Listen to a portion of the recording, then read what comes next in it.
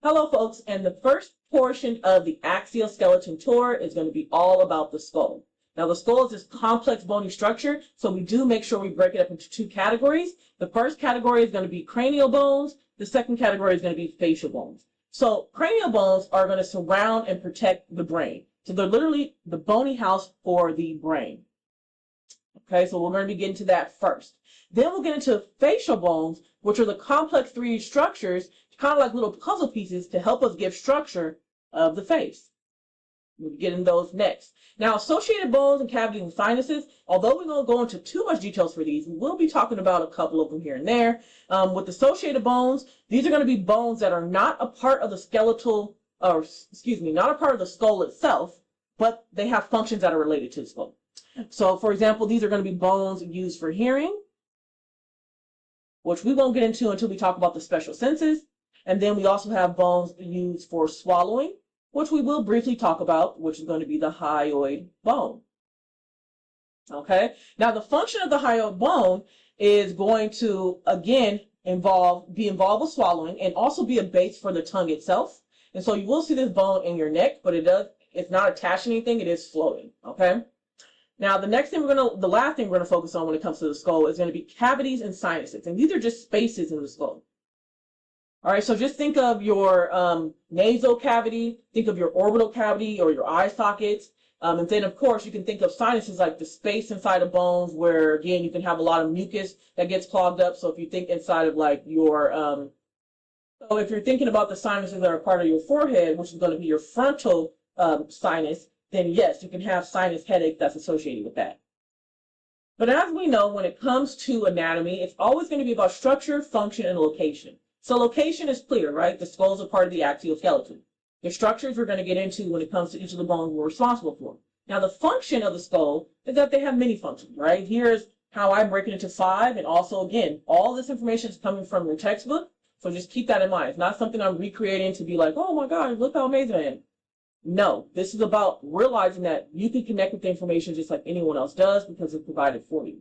Okay? Now, where can you find this exactly? You can find it in the study area and things like that. Now, the bones of the skull perform many functions. First, it's going to protect the brain. So you have a little picture here that has a brain with a helmet on it. Now, it's like your skull is going to be protecting the brain. And then, of course, some folks who are riding bikes and everything like that, they want extra protection by, of course, putting a helmet on their head as well. Okay? It's going to create facial features or facial structures. Now, it's not just going to be facial bones that do this. Obviously, you have skin on your face and you also have muscles of the face. It's going to help be able to provide all the different looks a person can have, all the different expressions they can have. Also, the function is going to be openings for air and food. That's very important. You got to breathe in air, and you want to make sure that air that you're breathing in has the ability to go through your nasal cavity before it hits your lungs. So it kind of conditions the air, and we'll talk about that as we go along. Okay? Now, of course, there's a large mouth here. Now, the mouth is going to be used for, of course, breathing and eating, and then the nose is used for, of course, breathing. Finally, the skull is going to also anchor teeth. So you'll see this is going to help with digestion overall. And that means your upper and lower jaw have teeth. So your maxilla and your mandible have teeth. And you chew and you chew and you chew to help with digestion over.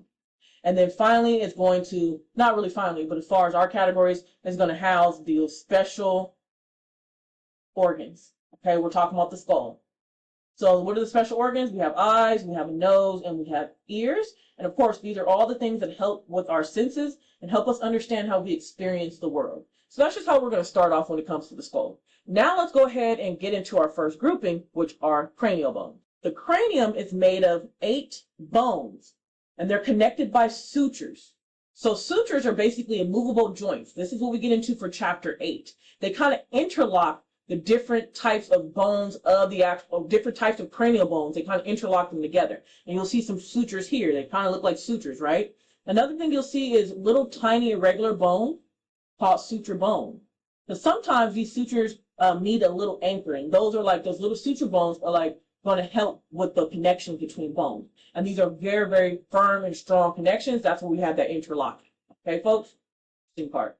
Everyone has sutures that are connecting these cranial bones or cranium, but not everyone has suture bones. So some people have extra suture, little tiny bones. Some people don't. And the number is going to vary between people as well. All right, let's get into actual cranial bones. The first one is the frontal bone. Another way you can say this is the forehead bone. Okay, so that's what you see in blue here. You see that it's going to be on your brow ridge here. Then it goes to kind of the top of the head. Okay, top middle of the head. And so it definitely is your forehead, your brow ridge, and the top middle of your head. That's what the frontal bone is all about. Next, let's go ahead and see parietal bones. And you see I'm talking about 8 bones and it goes up to number 6. That's because some bones there's going to be more than one of them. Like parietal, there's 2 of them. And of course, your temporal bones, there's 2 of them as well. Now, parietal means wall. Okay, so we want to keep that in mind. Parietal means walls. So you can think of them as the upper side of the head. Okay, and it's basically going to be like the side walls of the actual cranium, and it goes to the top of the head. So you will see that here's a parietal bone here in green, and it goes to the top of the head. And of course, there's going to be sutures connecting that frontal bone to the parietal bone. Okay. Next, we have the occipital bone, and this is going to be based on the back of your head. And so this is going to be in purple, and it's not just the back of the head. You can see it's kind of the bottom of the cranium here as well. That's going to be your occipital bone. Now, what's so great about the occipital bone is that, one, it does have a large opening. And we know when we're thinking of openings, we got to go back to our bone markings, right? And what kind of opening does it have? It has a foramen. And it's called foramen magnum, which just means big hole. Okay? And that is where you can have your spinal cord opening.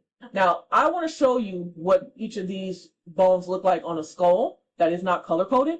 And I also want you to know that these first 3 bones are all considered flat bones, whereas the temporal bone and ethmoid and sphenoid are going to be irregular bones. So I want you to keep that in mind as well. Let's go ahead and look at the frontal, parietal, and occipital. Their skeleton, and you can see I can move it around. And this is just showing me the axial skeleton itself. And then my goal is I want to be able to go to the head and neck. Okay? These are handy dandy skulls. You can see this is our frontal bone, which is right there with that brow ridge and goes to the top middle of the head. Then if we go I'm going to the left side here, lateral view, then you'll see that there's parietal bone here, and I can turn it around and see the second parietal bone there. If I go to the back, we're going to see that occipital bone that goes underneath as well. Okay, now first things first, we do notice that we have some small suture bones here. And as you can see, the suture bones are really going to be important for connecting those parietal bones to the occipital bone. That's where you see a lot of suture bones at. But of course, we also see one here that's connecting the occipital, parietal, and temporal bone as well. To show you another view of the occipital bone so we can see that foramen magnum. As you can see, this is underneath the skull here. This is still occipital bone. Here's that foramen magnum. Okay, folks? So those will be the main bones that we're seeing for this. This is just another view. And this will be frontal here, parietal here. We're back. So the next bone we're going to focus on when it comes to the cranium is the temporal bones, and there's 2 of them. And these are going to be where your ears are. Okay. Now, the cool thing about the temporal bone is that, one, it is irregular. Why? Because it does have different processes, which we know is just things sticking out of bone, and also has a meatus, which is like a canal. What is it going to be? The ear canal, the auditory meatus. And so because it has so many processes in different shapes, that's why we have the irregular portion. Okay. Now, the temporal bone is here out in red. And I want to just highlight some of the processes. So you'll definitely see the zygomatic process here that connects with the zygomatic bone. Okay. Then we also have the styloid process here. And then we also have a bone back here that's going to be the mastoid process. So if you go ahead and put your finger behind your ear and press, you're pressing on your mastoid process. Now, you can also see a little hole here, and that little hole is going to be the auditory meatus. So your ears will be right over that little hole, and of course, that's where your ear canal is. So that's the cool thing about temporal. Now let's go ahead and get into our sphenoid bone. Sphenoid bone is going to be hard to see, especially from this view, okay? So you really have to have the opening, or like, your brain sliced so that you can actually see the inside of it. Temporal, occipital, parietal, frontal, you can actually just touch on your skull. Sphenoid and ethmoid, you're definitely going to have to look at an internal skull to be able to see these structures. Again, they are irregularly shaped, and the sphenoid bone, I don't know what I'm saying. Sphenoid bone looks like a bat When I was in school, I thought it looked like a butterfly, but I'm going to go with the bat analogy because I know your text talks about it being a bat. Okay? It's usually going to be the front and front bottom of the cranium. So you'll definitely see that, well, it's hard to see here. So let me show you another view. Here is our sphenoid bone. So let's go ahead and orient ourselves. Here's the front. As you can see, the sphenoid bone is very important because it's at the front and front bottom of the cranium. So as you can see, it definitely has some articulations here with the orbital bone or eye socket. And then also, when you keep going, you go to the lateral side, you see it kind of goes down as well. See that? It does have some different processes on it. But this is kind of like that bat-looking structure. So if I turn it this way, let me turn it around. Sorry, 3D problems. You'll definitely see that we have sort of the head of the bat, and then we also have this sella turcica, which is basically a groove. And what do we know about grooves? They're going to be like shallow openings. That's another bone marking. Okay, so I don't know if you can see it here. Let me see it this way.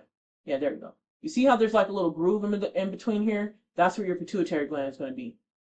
So it's almost like a little groove. Some folks always say it's like a saddle on top of the actual bat. But if this is going to be where the top of the head of the bat is, this is where you're going to have your groove for the sphenoid bone. And it looks pretty cool, right? I mean, let me see if I can zoom in more. Oh, that works out better. Okay, so here is from a lateral view. You see it actually comes up here as well, goes through. You can even, if you were to click here, you can see it come through the nasal cavity area. So I'm just having you think about it like, hey, this particular bone can have a lot of connections with other parts of the skull as well. So this internal bone is very important. Okay. See from the bottom here, those will be those bat wings. Of course, let's go back here and see that groove. Okay. So just those details. So that narrow channel or groove, which we talked about, is called a sella turcica, and we can just say groove, and that's going to house the pituitary. Okay, so that's really going to be that sphenoid bone, and again, it's bat-like, so you have like the head of the bat here, the body, and then you have its wings. Again, my brain goes straight to butterfly. Do whatever you want. Now let's get into the ethmoid bone. Again, another inner cranial bone that's hard to see. And this one's going to be sieve-like. So a sieve has a lot of little holes, usually for filtering and things like that.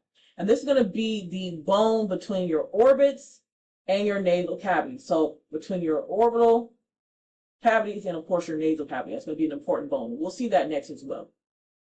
Now, the interesting part about an ethmoid bone is that, again, it has lots of holes. It's between the eye sockets, and it has, it's also a structure. So it has a little crest that goes at the top here, and then it also has, well, that's going to be called the crista galli. That's the brain membrane attachment. Attachment down. Okay, and that's going to be very important because this is where you get to actually have attachment between, of course, your skull and your brain. So that's going to be something that's very important. And it attaches brain membrane, and also it has a lot of little holes. So you're going to see a lot of little holes that are usually around this little area here. Okay, and those holes are going to be foramina, so very small foramina, and that's what we have the name foramina instead of foramen, for olfactory nerves. So the cool thing about it is like your nerves are going to hang, and we'll see a better photo of this. Your nerves, your olfactory nerves, are going to be hanging down so that it can, hanging down into the nasal cavity so that it can pick up smell. So that's one cool thing about the ethmoid bone as well. Now, another thing that we see here is that it does have this kind of thin line down here, and that's going to help be part of the walls of the nasal cavity. So just keep that in mind. Of course, let's go ahead and view this in our little 3D app thing. To our ethmoid bone. So again, what we're seeing here is being able to create the little walls of the nasal cavity here. Again, we do see it connected to the orbital cavity as well, or the eye socket. So we do have some more connections here with those sphenoid and ethmoid bones. Now let's go ahead and look for that crista galli, which basically just means like rooster crest, and those smaller holes. Okay, so here is that crista galli here, as you can see, and the small holes around it. This is basically just showing the entire ethmoid bone. So let me go ahead and just specify those pieces real quick. Christy Galley. Okay. Now, as you can see, this is going to be my sphenoid bone around here, and then this whole thing here would be my ethmoid bone. So when you have this kind of section off of the actual brain, I would look for that bat first, and then above it is going to be the ethmoid bone. Okay. Now here's the Christy Galley, and then here's all those little holes that are around it that those olfactory nerves go to help you smell. Okay. Right here, I do want to show you an associated bone, which is going to be the hyoid bone. So you can see it here. It's kind of like floating right underneath where the tongue will sit. It's not connected to the actual skull at all. It's not connected to any vertebrae, but that's what it looked like. And let's go ahead and look at the greater and lesser horns of it. Move this out. So we have the greater horns of the hyoid, and then, of course, we see the lesser horns here. So greater horns, lesser horns. That's what the hyoid looks like. Okay, folks? And again, its function is to help with swallowing, and of course, as a base for the tongue. And that's really what you see there. It's not really 100% connected to the skull, but its function is there to help. Its function is related, so that's what we kind of talk about it here. And of course, here's just another visual of the hyoid bone. We have the lesser horns, the greater horns, and then, of course, the body of the bone itself. Now, some folks will be like, all that 3D stuff is not working for me. So, of course, I'm going to show you in your textbook different views. Again, the same superior view that we saw, the same anterior frontal view that we saw as well. Again, these are color-coded, so it does make it a little bit easier. And I feel like when things are color-coded, focus on that first. It makes it easier to get through. But then you want to make sure you're looking at a skull that has no color on it, and you'll be able to identify some of these shapes and these bones on their own. Folks, the next thing we're going to do is focus on the facial bones. So the facial bone is made up of 14 bones, but many of them are paired. As you can see, the zygomatic is paired, the lacrimal is paired, and then we'll talk about the nasal bone, which is also paired. The inferior nasal concha is also paired as well. Palatine bone is paired. So sometimes you might be thinking, oh, that's so many bones, but in reality, you're only just memorizing 8 bones at this point. Okay, let's first focus on one of the bigger main facial bones, which is going to be the maxilla. And the maxilla is going to be attachment site for teeth. So that's going to look at our upper teeth here. Our upper teeth are going to be attached to the maxilla, which is this whole purple bone that you see here. Now, automatically, I can see some foramen here on the maxilla. Is that going to be important? Probably not, but as far as you being able to kind of memorize, you want to do whatever it takes to memorize those little pieces that you can, okay? Now, the maxilla, what is the whole purpose of it? It's one of the main facial bones. It makes part of the wall of the nasal cavity. So if we're looking at it here, it does make part of the wall of the nasal cavity. Let me get a better color on it. So it does make part of the wall of the nasal cavity here. You can see.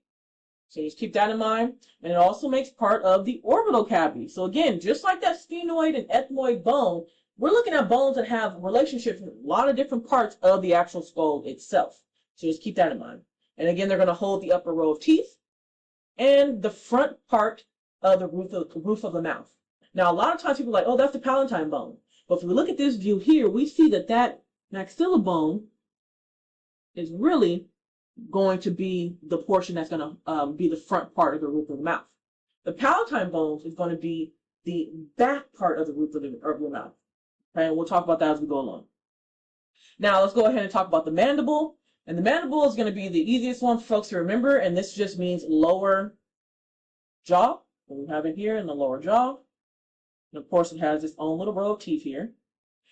What's the beauty of the mandible? It's the only freely moving bone in the skull. So all of the others are fused together in some way with sutures. But this is attached by muscle and ligament. Okay, folks? So just keep that in mind. It's attached by muscle and ligament. So here's the attachments here. And we'll see a better view of this as well. Or you can just go in your text and look at different views, but that's where the attachments are going to be. And again, it still is an attachment site for teeth. Now let's go ahead and get to our zygomatic bones. Now, zygomatic bones are really cool because, again, you can just call them cheekbones. But this is the zygomatic arch. It's a real important part of zygomatic bones. Remember the temporal bone. We said the temporal bone is going to come out. Let's just put a little view of the temporal bone. It comes out with the zygomatic process. And then that zygomatic process is going to attach to the zygomatic bone. That's how you get your cheekbones. And where the actual zygomatic bone touches the temporal bone in its zygomatic process, that's called the zygomatic arch. And you definitely can see the zygomatic arch when you're thinking of your actual bones here or just touching your face. So here's our zygomatic bones here. And of course, you see the temporal bone right behind it. There's that zygomatic process right there. Okay. And then you'll see the zygomatic arch. Now, one of the nicest bones to remember is just going to be your nasal bone. That's going to be the bridge of the nose here. Bridge of the nose. So that was a little bit easier to remember. Okay, but if you're thinking of it, when it comes to your actual nasal cavity, that is a very easy one to remember, right? But remember, there's a lot of other bones that could be coming together and attaching to the nasal cavity to help with structure as well. What I have to say about zygomatic is that you definitely see the zygomatic is connecting in some kind of way, right, to the lateral border of your orbital cavity. So here's your orbital cavity or eye socket, and you see that zygomatic portion is there as well. So when we're thinking of cavities and sinuses, yes, it's going to be important to remember where things are like connecting the nasal cavity or around the orbital sockets, for example. Anyway, let's move on to lacrimal bones. And this is going to be the inner wall of the eye, or you can just say the eye socket. So we know it's going to be a part of the orbital cavity, and the lacrimal bones are very, very tiny, but you'll see them here. We'll see better views of those as well. So the lacrimal bones have lacrimal fluid, and that lacrimal fluid is basically your tears. So we want to keep that in mind as well. Okay? And yes, of course, if you are forming some kind of liquid there, then you know that you're dealing with something that actually can secrete. Okay? So just keep that in mind. Next is the inferior nasal conchae, and there's going to be two of those. Now, the inferior nasal conchae is going to be at the bottom. That's where the inferior portion is of the nasal cavity. And so you will be seeing them kind of right here. It's kind of hard. Now, when you're thinking of conch, think of a conch shell. It's like a spiral shell you'll find on the beach. I've never found one on the beach, but you know, good luck to those who have. And as you can see, these little bones are kind of looking like they're just layers of spiral. Another in a large way. They're just folds and bone and spirals. They're just there to give more surface area for that cavity. Okay? So if I look at this, I'm going to put walls of the nasal cavity. Now we have the vomer bone, which is part of the nasal septum. So from this picture here, it's going to be hard to see the vomer, but it's like this little piece here is going to be your vomer. Okay?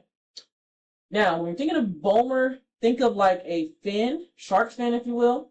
It's kind of like a fin-shaped bone, and it kind of sticks up, and it's part of that nasal septum. So there to help divide the parts between the right and the left side of the nasal cavities, or your nostrils. Okay? Now let's go ahead and talk about the palatine bone, which is the last one. And this is all about the roof of your mouth. Don't want to get confused with the maxilla, which is also helping with the roof of your mouth. This is going to be the back. Okay, it's like the back of the hard palate. So the back of the roof of the mouth. Keep that in mind. And that's what you're going to see here, palatine bone. Back of the roof of the mouth.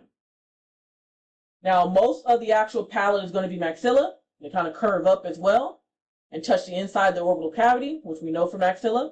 But again, you do have those palatine bones that are going to be the harder, well, they're also hard as well for the hard palate in the back of the roof. Let's go ahead and look at some 3D of each of these as well. First, I just want to bring it back to those cranial bones just to show you the temporal bone. Go ahead and do that. Here's the temporal bone. It's on either side. As you can see, this is going to be that zygomatic process. This is going to be that mastoid process behind the ear. And then we also have that styloid process, which is coming out here on either side. I just want to throw that in there since we're going to be talking about, other bones really quick for the facial bones.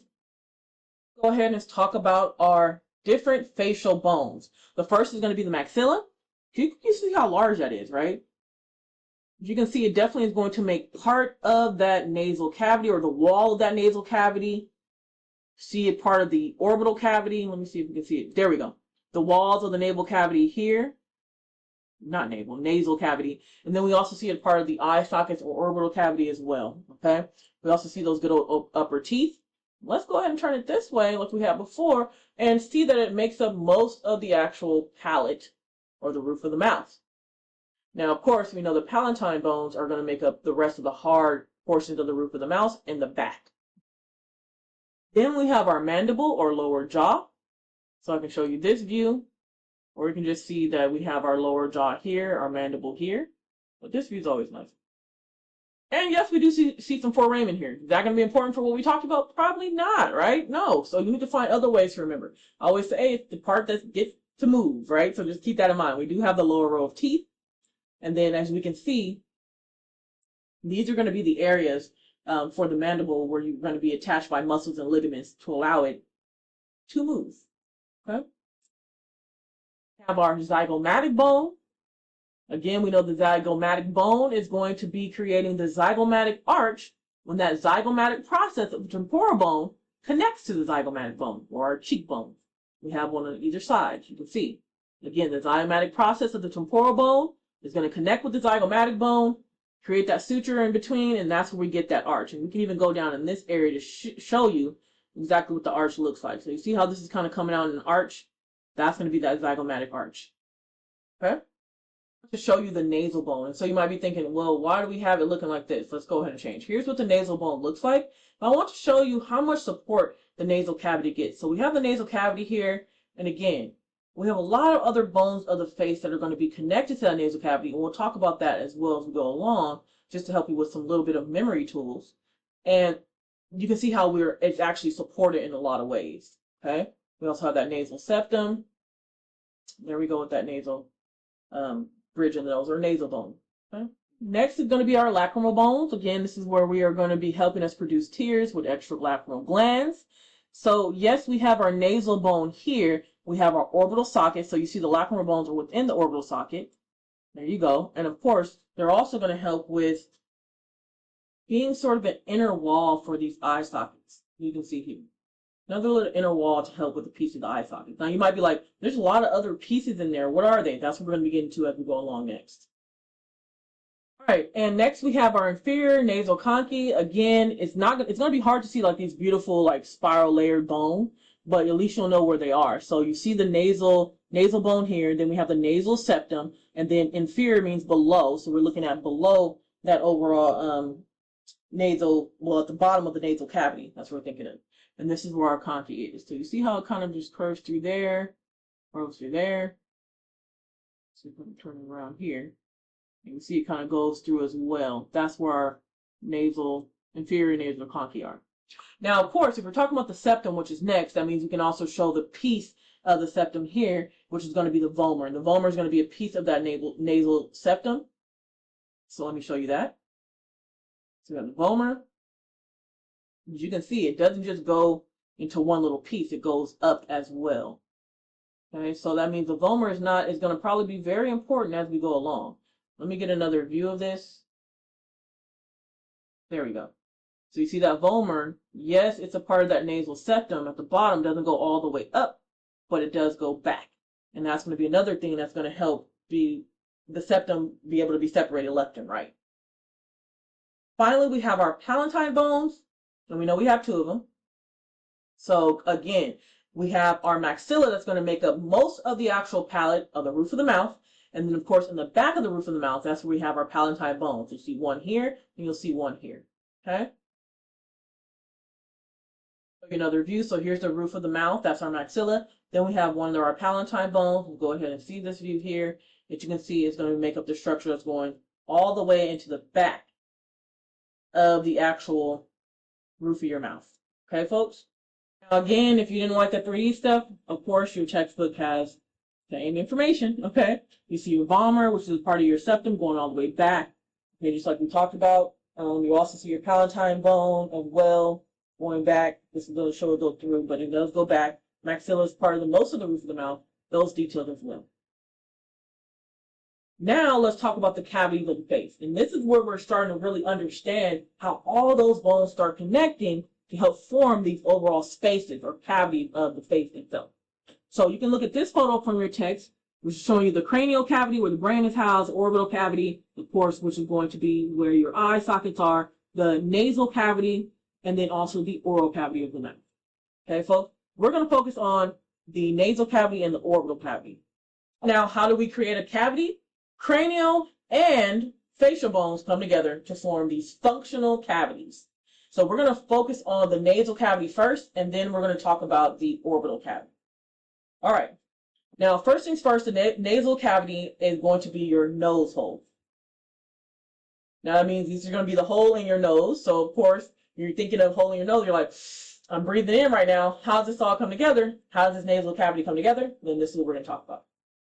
Now, first, we are dealing with the maxilla. And we already saw this as well. Remember how we went through all those 3D portions? We saw that a lot of the maxilla was going to be a part of or help create walls for the actual nasal cavity. So don't forget that kind of stuff. Okay, folks? If I wanted to generally think of the nasal cavity, I'll just say it's inside the nostrils. Inside the nostrils. And the holes you breathe through.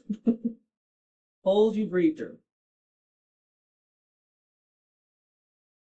Okay? And how that forms? Through cranial and facial bones coming together. Maxilla, we know is going to be a facial bone. Nasal is going to be a facial bone. Sphenoid is going to be a cranial bone. Vomer is going to be a facial bone. Inferior nasal conchae is going to be a facial bone. Palatine is a facial bone. Ethmoid is a cranial bone. So because of all these different bones are coming together, this is how we were able to get that nasal cavity.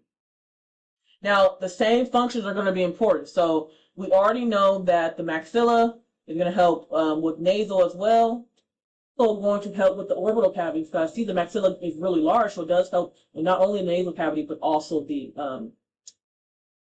orbital cavity. Maxilla, when it comes to the nasal cavity, of course, we're going to see that it's all about the side walls of the nasal cavity. So we have the side walls here, and also helps with the palate. Now, when it comes to our overall nasal bone, well, that's going to help with the bridge of the nose. You can even feel your nasal bone by just touching it, bridge of your nose. Now, the sphenoid bone, that's going to help with, of course, we know it's that bat-like bone structure, part of the cranium. And that's going to help with helping us with the back of the nasal cavity. So we see that the back of the nasal cavity here for this view, we'll definitely see that sphenoid bone. Okay. The vomer, we already know it has that fin-like shape. So we see our vomer is going to be a part of that nasal septum. And the vomer, again, is going to just be the bottom part of that septum itself. So it's almost like we're going through the same functions we already talked about, except we're seeing how these functions come together to form a cavity. Inferior nasal conchae, you already know about that, is going to be folds into the nose. And what it really does is provide those 3D structures. So we're going to be going through those as well. Palatine bones is going to be, again, the back of the palate, the bottom of the nasal cavity, to be honest. You're going to see some palatine bones there. And the good old ethmoid bone. That's going to make up the rest of that septum. So let's go ahead and 3D it. Okay, folks? We already know the maxilla. That's going to be one that's a little bit easier. We also know the nasal bone. As you can see, the maxilla helps with the wall of the nasal cavity, which is here, and it's the orbital cavity. Our focus is the nasal cavity first.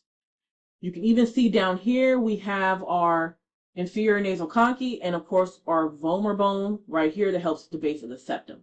All these are coming together to, once again, form this overall nasal cavity. Now, let's go ahead and look at this as another view. This is going to be our palatine bone. How do I know? Because we have the maxilla here, and the back of the palate, the back of the roof of your mouth is going to be your palatine bone. And you see how it kind of zigzags up to be a part of the orbital portion. You can see here, which we'll talk about next. But also, you'll see it's a part of the nasal cavity as well. So it's helping make all those different connections. Now let's go ahead and see the side view of this as well. There we go. That's going to be better. So palatine bone, as you can tell, is moving up, and that's where it's going to be a part of that nasal cavity and helping to form that nasal cavity. Let's go ahead and do the rest of the facial bones. So we have our vomer here, which we know is the bottom of the septum. See a different view. Let's go up here. We really just touch that bone, and of course I want to get a side view of it as well. So here's our nasal cavity. You can see the vomer bone there. Kind of showing you up here. Kind of looks like it's going out real quick. Hold on. Switch to another view. So again, we see it's the bottom of that septum. Again, it's helping with that nasal cavity. I don't really see the vomer anywhere part of the orbital cavity at all. So it's really going to be mainly for that nasal cavity that's formed. Again, those cavities, it helps, again, separate the nostrils from left and right as well. Inferior nasal concave, which again is only a part of the nasal cavity, is not a part of the orbital cavity at all. Okay, it's just kind of like these little spiral pieces of bone at the inferior or bottom part of the nasal cavity. And then also we already seen palatine bone. So let's go ahead and get into some of those cranial bones as well. All right, here's the ethmoid bone. As you know, is going to be basically the superior portion of the nasal cavity and of the septum as well, that nasal septum. So I can see it here. It's part of the nasal cavity. Also is going to be a part of that orbital cavity in some shape, form, or fashion, as we can see here. Go to the bottom portion. We'll see that it has a little, again, that extra little arch there, that cristae. And then also we have the holes for the olfactory nerves coming down so we can smell. Let's look at a different view from the side so you can see how it's actually creating. Let me get the other side view. There we go. You can see how it's actually creating the rest of that septum and helping with cavities there. It even has some extra spaces in there as well, which really shows you the uniqueness of the nasal cavity. And we do see that, again, it's a part of the orbital cavity as well. So that means anytime I'm telling you it's a part of the orbital cavity, that means, hey, I'm probably going to see this again when it comes to the orbital cavity or the eye holes or eye socket. All right, the last cavity we want to focus on, or not the cavity, the last one we want to focus on a part of the nasal cavity is the good old Batman, the sphenoid bone, right? We said it looks like that bat. It has our good old ethmoid bone right above it. It has that great groove, or the sella turcica, excuse me. That's going to be where that pituitary gland is. And let's go ahead and see about the nasal cavity. So we definitely see it a part of the orbital cavity, right? And let's talk about when it's a part of the actual nasal cavity. Hold on. Now, from this view, I can definitely see a little bit of that sphenoid bone in the back, but let's go ahead and get a better visual. There we go. So here's our nasal cavity, and you'll see it's the back of that nasal cavity where you'll have your sphenoid bone. All right, folks, let's talk about the orbital cavity. All right, so one way you can remember the bones of the actual nasal cavity is by just having this little mnemonic. My nose smells very interesting perfume extracts. And of course, the letters that are going to be the first letters of each of these words are going to be related to each of the bones. So my for maxilla, nose for nasal, etc., etc. Now, before I jump into the orbital cavity, like I said I forgot I need to talk about the septum. The septum, again, is going to be the ethmoid bone and also the bomber at the bottom. And this is going to separate the right and left side of the nose. So this area, yes, is made of the ethmoid bone and the bomber, as we saw, but it's also made of cartilage. I mean, if we look at the end of our nose, we know that's definitely going to be that good old hyaline cartilage. It's even called the septocartilage. Okay, but we know what the cartilages were when we talked about those specialized connective tissues in chapter 6. Now let's go ahead and get into the orbital cavity. Again, we already saw how the maxilla is going to be a part of the inside bottom of the orbital cavity, as we see here. We see the lacrimal bones, which again is going to be there as well. The ethmoid bone, again, is a part of that nasal cavity, but we also saw pieces of it from the orbital cavity on the inside. Next was the sphenoid bone. Again, the sphenoid bone is going to be the posterior of the orbital cavity. So kind of like in the back of the orbital cavity, just like we saw it in the back of the nasal cavity as well. Now, the ethmoid bone is only going to be a little tiny piece of the orbital cavity. Just keep that in mind. Lacrimal, we already know is going to be inside the eye, so we're good there. I'm just trying to remember every single detail. Oh yeah, palatine is going to touch or just make up a bit of the orbital cavity. And then we have our frontal. That's going to be our forehead bone, as we see here. We know it's going to be part of the actual orbital cavity because it helps with that brow ridge as well. And then we have that cheekbone, which we already said is going to be a portion of the orbital cavity, again, creating that zygomatic arch with the zygomatic process of the temporal bone. One way to remember these is going to be my little eye spies pretty fast zebras. That's one little mnemonic you can use. And again, we can call these eye holes or good old eye sockets. So I do want to show you those as well. We've seen the maxilla. I just want to show you the ones that are a little bit tinier, like the lacrimal and the ethmoid, and how they look in 3D. So of course, lacrimal is going to produce tears. So of course, they're part of our orbital portion as well. Okay, so here's going to be the lacrimal bones, one on each side, directly in the orbital cavity. And maxilla, as you can see here, is going to be directly in that orbital cavity as well. It's going to be right here on the side of it. inside the bottom of the orbital cavity. And then we have the zygomatic bone, okay, that's going to be coming up on the lateral side of our orbital cavities. Then we have our frontal bone here. Again, that's our brow ridge. That's going to be our forehead going to the top of the head as well. Okay, so just keep that in mind. So those are some of the larger ones that's easier to see. Let's go ahead and get into our palatine bone. So here's our palatine bone here. Let's go ahead and see how that's going to look when it comes to our overall orbital cavities. See little touches of it there? Boom and boom. Let's go ahead and look at a different view.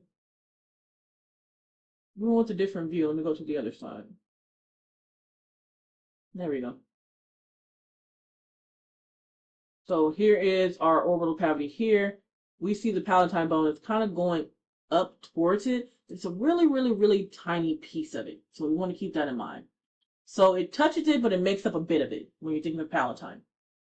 Let's go ahead and look at our ethmoid bone as well. And we can clearly see the ethmoid bone is a part of the orbital socket. Let me do this one as well. You can see that clearly. So we can easily see it's part of the septum. And then, of course, it comes up in the orbital eye sockets as well. Okay? But it's still a smaller piece. I mean, it's not as small as a lacrimal, but it's still pretty small, right? Let's go ahead and look at our sphenoid bone, which will be the last one we focus on. We'll go ahead and get our sphenoid bone. There we go. And as you can see, this is going to be the posterior or the back of the orbital cavity. And that's a good amount that we're seeing here. Because again, those bat wings are coming straight at us, okay? And we'll see some up here and there. So that's going to help us with our orbital cavity there, or our eye sockets. And it's going to be very important for us. So just make sure we're keeping the anatomy of it in mind as we're trying to understand how these cavities and these sinuses are going to be formed next. Again, if you don't like 3D stuff, you can go to your textbook and you can also see different visuals of the actual nasal cavity as well as the orbital cavity in different forms. Okay? So just keep that in mind. The last thing we're going to talk about when it comes to the skull, because we're finally almost there in this long video, is the sinuses. So with these different sinuses, it's going to be different from the nasal cavity, which is like a cavity, an open space for the actual nose and everything attached to it. And then we have our orbital cavity as well. And remember, this is going to be how you breathe and how you're holding your organs to be able to see, special organs like your eyes. Now, the sinuses are air-filled cavities that are going to be lined with mucus, mucosa. So that means it's going to produce mucus. So every time you're hacking a lung or something like that, it may be like, I'm hacking a lung, or you're just trying to like breathe out and your nose is like stuffed. That's what's being stuffed. Mucus is being stuffed in your sinuses that normally have air going through them, but now they have mucus going through them, okay? And this is going to be inside of bones, and it's connected to your nasal cavity, okay? Now, if you're thinking of an air-filled cavity, like the sinuses, then think about the fact that it must have some type of moistness to it because it is lined with mucosa, okay? So it has to be very moist, excuse me. It's inside the bones, it's connected to your nasal cavity. So sometimes you'll see it be called paranasal sinuses. Sometimes you'll see it be called that, just to be clear, because para is going to be around, and what is it around? It's around your nasal cavity and it's connected to it. And so when you think of your nasal cavity and all the bones that were there to help produce that nasal cavity, yes, some of those bones can also have their own sinuses, and that's what we're going to get into next, okay? But first, let's talk about the functions of these different air cavities. Number one thing it does is lighten the skull. And this is going to be very important because remember, we are going to get into our thoracic cage as we go along, or our rib cage, and we're also going to get into our vertebrae. And for those of you, want to make sure that your head is not so heavy that your actual vertebrae can't hold it up. And so it does lighten the skull. You want to keep that in mind. And if your head's lighter, it's easier to move things around. So just keep that in mind. And it's also warm, and it does humidify air. Why is this important? Well, we breathe air into our lungs, and so they're very sensitive tissues. We don't want to breathe in weird stuff, right? So what happens is you breathe in air through your sinuses, right? And in your nasal cavity, and it's going to warm and moist that air. And because that air is being warmed and it's being moistened, some of it can basically evaporate as well. And it kind of like an idea of like you conditioning the air before it gets to your lungs. Okay, so because you're conditioning the air, by the time it gets to your lungs, then it's a little bit easier air as it's going through your respiratory system.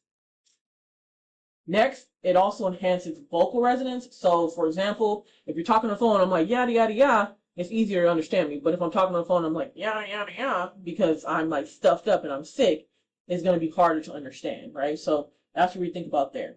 If you have a bad cold, then these sinuses are all blocked up, and you can't use the chambers of sinuses to help with you speaking. Now, let's go ahead and talk about our paranasal sinuses. We have 4 that we're going to focus on. You can remember this by just remembering FEMS.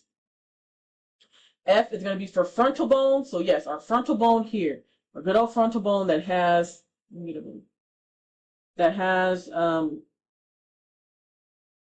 its connections to the orbital socket as well. Well, guess what? That frontal bone has its own sinuses, its own air-filled cavities. And that's going to be called the frontal sinus. Basically, you can think of it as like the sinus at your brow ridge. So if you're getting a sinus headache, you're getting a headache that's near the or at your frontal sinuses in your frontal bone. Then we're going to have the ethmoid bone. Now, the ethmoid bone, again, it's very regularly shaped. So they don't really form just one single sinus. They actually form little sinus or little air cells or sinus cells. Okay? And so you'll see it in green here. They're like separate. They're separated. And because they're separated, that means there's multiple cells that are going to be on either side, as you can see here. Okay? So if you got a few of them, they're smaller, little sinuses within the bone, but again, they're still there. So that's where the E comes in FEMS. Next, you have the maxilla, and you have the maxillary sinus, and this is the one that most folks kind of feel the most, especially when they're so stuffed up. You'll see that sometimes you go to the doctor and they kind of just like tap your maxilla and try to see if they can break up some of that mucus. Okay, so that's the maxillary sinus. We'll see them here, either side. And then you have the sphenoid bone. And so you do have a sphenoidal sinus as well. So we have that good old bat shape that's coming back, that cranial bone. And if we know it's in the back of the nasal cavity, so it's going to be in the back of the actual nasal cavity itself then. Okay? Another thing to say is like, oh, it's in the back of a facial bone, so then the cavity is going to be in the back as well. Sometimes those are like the ones that's a little bit harder to get that excess mucus up out of. But of course, you take medication to help you get any excess mucus as well. Go ahead and look at a sphenoidal sinus. As we know, it's going to be in the back of our nasal cavity here. What that looks like. And then let's look at some maxillary sinus. It's going to be on either side. Our good old frontal sinus is at the top here. And then let's look at those ethmoidal air cells. It's looking like it's one, but when you turn it, you can see, let me turn it down this way, how there's multiple ethmoid air cells that are just surrounding in those areas. Okay, folks, so that's going to be our sinus. It's going to be the longest video that we have, but I did want to go into more detail when it comes to the skull because there's just so much to remember. Now, the next video that we're going to get into is going to be the spine, and then we'll end with the thoracic cage for part 1 of chapter 7. See you there, folks.